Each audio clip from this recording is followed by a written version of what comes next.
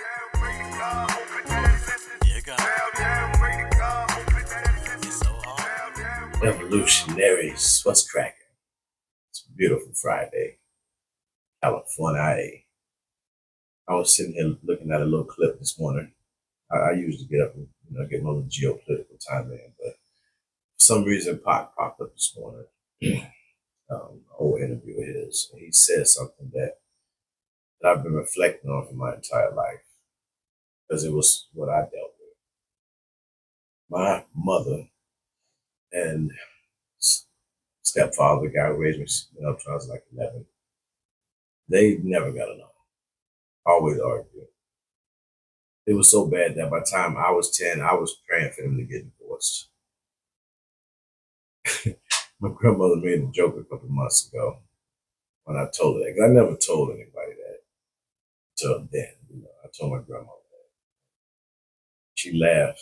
She said, "Well, baby, I ought to teach you something." And I said, "What you mean?" And she said, "Well, prayer works for you. So if it's something going on that you need done, you need to talk to God." But it wasn't a funny situation at the time. It was horrible. And, so 11 years old, they made it about 2 or 3 more years. By the time I was 14, they were getting divorced. Um, and at that point, I'm a young man trying to figure yourself out. You start to smell your musk a little bit around that time. You're thinking you're more mature than you are. But I had to be. It forced me into a situation because they got divorced, and then it was just me and my mother. We had to survive. But what I realized as I got older, um, once I got to be 19 or 20, somewhere around that, I realized some of the faults that I had, some of the side effects I had from not having a male figure, in the home with me. Because I definitely didn't want to hear anything from anybody, like when it came to any type of authority figures. Like I just didn't want to hear it. I didn't look at you as you were anything bigger than me. I didn't care your age. I always respected women because I watched what my mother went through. So it was never a situation with women, but men, police, like I had a chip on my shoulder. I acted out. I was an aggravated ass. So much so that when I finally went to juvenile at 16, my file was horrible. They tried to they tried to commit me to get counseling, uh, psychological counseling, because they thought I was, kind of off. I don't think I was. I thought I was a smart kid. Schools thought I was a smart kid. They tried to move me up a grade. The system thought that something was wrong with me. What was wrong with me was I was angry. And I was angry because I didn't have a father there to guide me, to tell me what I needed to do and needed not to do. Like even when my brother's dad was there, he still wasn't a father. Like he's never given me any advice before something happened. Like it's always after I happened. He was more of a disciplinary. Can't think of a single piece of advice he ever gave me prior to me getting into something and him coming to tell me afterwards. Which made me, when I had a son that was up under me, same situation, wasn't biologically mine.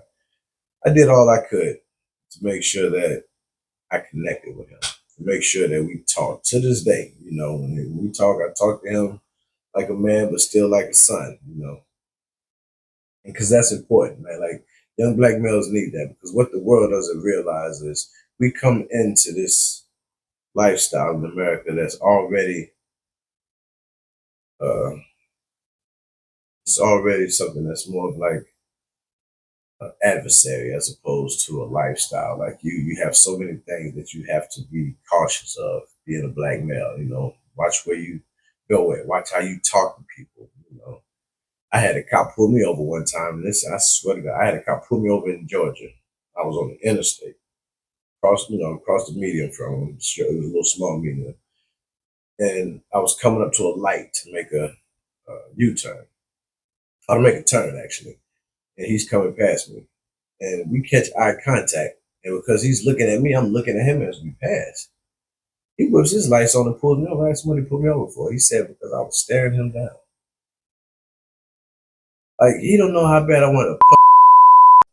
Another story, but we have to make sure that even if it's not your son in particular, if it's not biologically your son, we have to be there for these young black males. Give them the cheat codes.